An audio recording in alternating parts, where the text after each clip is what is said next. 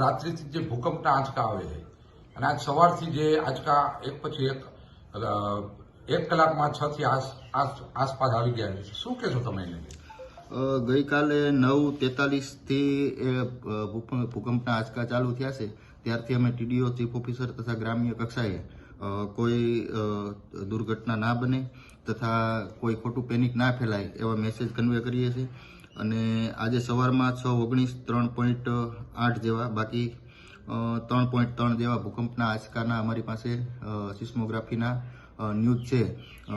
Further અમે 11 વાગે તમામ અધિકારીઓની મિટિંગ રાખી અને ટેલિફોનિક જાણ તો અમે કરેલી જ છે કે ગ્રામ્ય કક્ષાએ અને સિટી કક્ષાએ કોઈ ખોટું પેનિક ના ફેલાય, અફવા ના ફેલાય અને લોકો આવું કાંઈ બને તો ખુલ્લી જગ્યામાં રહે એવા મેસેજ કન્વે કરીએ છીએ.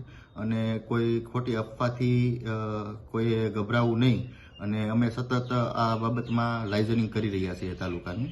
સાહેબ, અત્યારે શાળા કોલેજો ચાલુ છે તો જે વિદ્યાર્થી અને જે વાલીઓ છે તેમાં અત્યારે મૂંઝવણ છે, તો એને લઈને શું કહેશો તમે?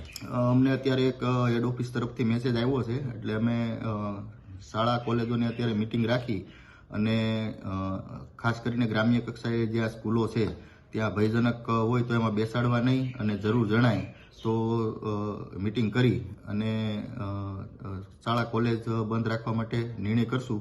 અને બાળકોને બને ત્યાં લગી મેદાનમાં બેસાડવા અને ગ્રામ્ય કક્ષાએ પણ આવું કાંઈ થાય તો શાળાના મેદાનો હોય છે, મોટા હોય છે, તો ત્યાં સુરક્ષિત રાખી શકાય એના માટે પણ મેસેજ કન્વે કરી રહ્યા છીએ અને અમે સતત આની ઉપર નજર રાખી રહ્યા છીએ. પરંતુ કોઈ આપના માધ્યમથી હું જણાવવા માગું છું કે આ બાબતે કોઈ ખોટી અફવા ના ફેલાય અને સારા એક પોઝિટિવ મેસેજ જાય કે ભાઈ આવું કાંઈ બને તો સુરક્ષિત સ્થાને રહે એવા એક આપના માધ્યમથી તમામ જનતાને હું જણાવવા માગું છું અને આની ઉપર અમે સતત નજર રાખી રહ્યા છીએ. સાહેબ, આપના માધ્યમથી કોઈ પ્રજાને સંદેશ?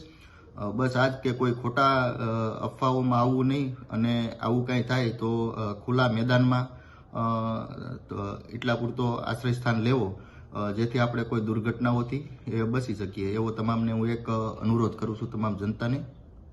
હાલ કોઈ સાહેબ હેલ્પલાઇન નંબર કે એવું કંઈ? અમારો કંટ્રોલ રૂમનો જે નંબર છે એ આપ કોન્ટેક્ટ કરી શકો છો. નંબર છે જણાવી દીધું જેથી કરીને પ્રજાને. 02843 22,000 પૂરા 1. 02843 22,000 પૂરા 02823 22,001 આ અમારો કંટ્રોલ રૂમ છે.